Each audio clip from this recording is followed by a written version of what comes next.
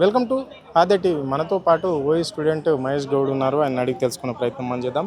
అన్న నమస్తే. నమస్తే అన్న చెప్పండి అన్న, ఎందుకు మరి రాష్ట్రంలో ఇంత దుమారం?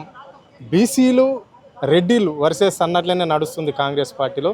దీన్ని ఎట్లా చూస్తారు మరి? అంటే కొండ సురేఖ కూతురు సుష్మిత చేసిన వ్యాఖ్యలకు చాలామంది కాంగ్రెస్ ఎమ్మెల్యేలు కూడా కొండ సురేఖ కుటుంబం పైన దుమ్మెత్తిపోసే పరిస్థితి అయితే కనిపించింది. అందులో ప్రధానంగా రెడ్డిలు కూడా ఇష్టానుసారంగా మాట్లాడడం జరిగింది.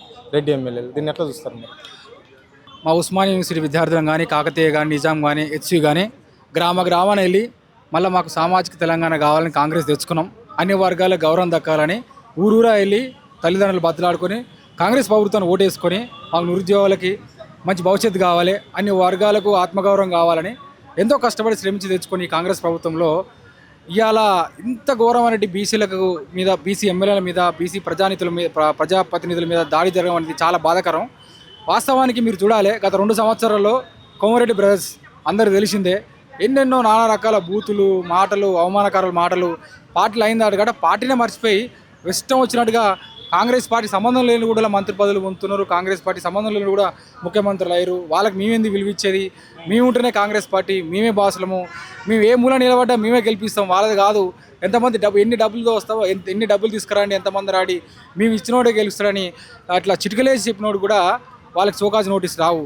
కేవలం ఏదో ఆమె బర్త్డే ఫంక్షన్ అప్పుడు ఒక కొండ సురేఖ వాళ్ళ కొండ సుష్మిత వాళ్ళ బిడ్డ ఒక మాట, అది కూడా తన వ్యక్తిగత అభిప్రాయం చెప్పినందుకు, ఒక వ్యక్తిగత మాట చెప్పినందుకు తన అభిప్రాయం చెప్పింది. సో దానికి ఓర్వలేక ఎమ్మటెమ్మటే రెడ్డి ఎమ్మెల్యేలు ఇది ప్రెస్ మీట్ పెట్టి అసలు నువ్వు కాంగ్రెస్ పార్టీలో ఉండొద్దు, అసలు ఆమె సీనియారిటీ కింద వాళ్ళు కొండ సురేఖ వచ్చింది వైఎస్ రాజశేఖర టైంలో, అసలు ఆమె నాయకురాలు, ఆమె ఎంత పెద్ద నాయకురాలు, కాంగ్రెస్ పౌరుడికి ఎన్నో రకాలుగా ఆమె సేవ చేసింది. ఇలా వాళ్ళ ప్రెస్ మీట్లో పెట్టిన వాళ్ళంతా ఆమె సీనియారిటీ కింద బచ్చవాళ్ళు, వాళ్ళని కూడా వాళ్ళు వచ్చి నువ్వు భద్రప్ చేయాలి, మీద ఒక రౌడీ కుటుంబము అని నానా రకాల మాటలు అనడం. మరి అదే జగ్గారెడ్డి అని అన్నారా? అదే కొమ్మరెడ్డి అని అన్నారా? అదే చిన్నారెడ్డి అని అన్నారా? ఎవరిని ఏమని అనలే. ఇలా మహేష్ కుమార్ గౌడ్ కూడా మేము అడుగుతున్నాం, ఇలా జగ్గారెడ్డి మాటలు తీయండి, రికార్డు తీయండి, రికార్డ్స్ ఉన్నాయి కదా, మీడియాలో ఉన్నాయి కదా, ఇలా చిన్నారెడ్డి మాటలు తీయండి, ఇలా కొమ్మరెడ్డి గారు మొన్న ఏపూరు సోమన్న సభలో అన్నాడు, ఆ మాటలు తీయండి. అవన్నీ చూస్తే మీకు పార్టీ లైన్ దాటినట్టు అవుపియట్లేదా? ఇలా బీసీల కోసం నిలబడ్డ మల్లన్న అని ఏమన్నాడు? అరే భయ్, కులగణంలో లెక్కలు తప్పు ఉన్నాయి భయ అన్నాడు.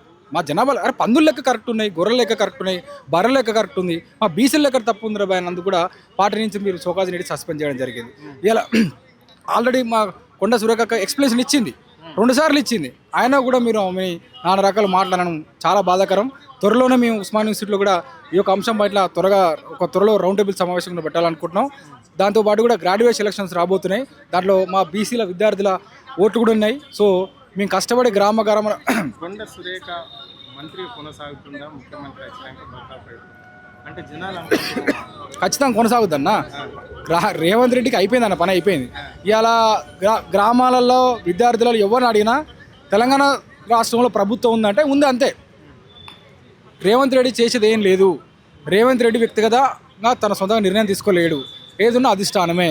మా బీసీలో ఒకటే మేము చెప్తున్నాం, ఆ మంత్రి పదవి భద్రప్ చేస్తే రానున్న గ్రాడ్యుయేట్ ఎలక్షన్లో మా బీసీ విద్యార్థుల శక్తి ఉందో మేము చూపిస్తాం. Thank you.